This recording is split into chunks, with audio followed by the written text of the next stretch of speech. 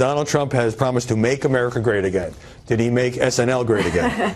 No, unfortunately, he's only as good as the material that was given to him. So sadly, I don't think that the material was brought out the best in Donald Trump. But look, I mean, he was there. He showed up. He played. You know, he was self-deprecating. And, you know, I think that will bode a long ways, that people understood, you know, he kind of got the joke. And he was part of it, too, and played along with it. So, you know, these losers in the media are not giving this guy credit. I mean, look at these reviews. Washington Post, an anemic and half-hearted flop, basically. Right. New York Times, a stilted and sometimes unfunny performance.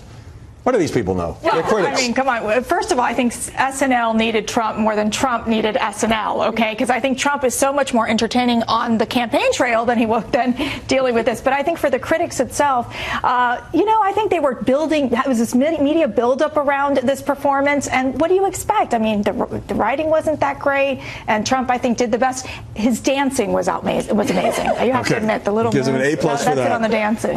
So Trump is pretty funny when he's just riffing and doing his own shtick. Here, you know, he's having to read the lines. The setups were good, but the punchlines were not so good. I spoke to Trump as he was in between rehearsals for Saturday Night Live, and I said, "How's it going?" He goes, "Oh boy," he said, "you know, they're trying to do this skit and that skit." He says, "I'm still trying to win Iowa." And so I think what we saw last night was Trump was part of the Trump moment on SNL, but he didn't have a defining moment like we saw with Sarah Palin and Tina Fey. This is something that will be cited but not really remembered. Right. No, Larry David, I thought, stole the show, as he did playing Bernie Sanders a couple of weeks ago. And Trump said in one of the 4 or 5 Sunday shows he called into today that he had vetoed a couple of sketches, including one that would have made fun of the whole Ben Carson, you know, hitting his mother thing, which was probably wise. But look, TV critics, you know, you want to say it was terrible, that's fine. But the Washington Post, Hank Stuver, who also was criticizing, you know, the whole SNL gig, also called Trump a hateful, nonsensical, vainglorious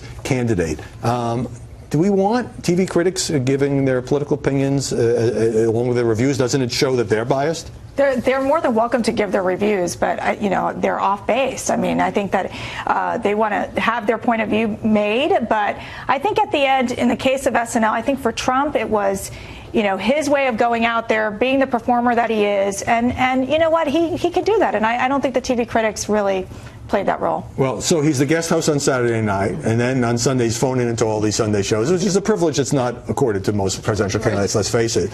Is there such a thing as too much Trump, or the media just have a bottomless appetite for the Donald? Well, it seems like the ratings are proving that there is this bottomless appetite for people to see him. And what you don't know is whether or not they're just tuning in to see the car wreck, or if they're tuning in to actually listen to him in a substantive way. So I think it's entertainment versus substance. Car wreck. Were you just commenting on his campaign?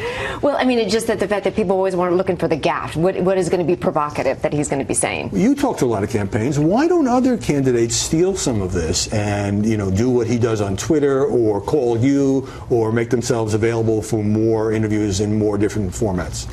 I think as a reporter, the biggest difference between Trump and his rival campaigns is that the Trump campaign puts the candidate out there day in, day out to talk to the press, and it doesn't really matter the outlet.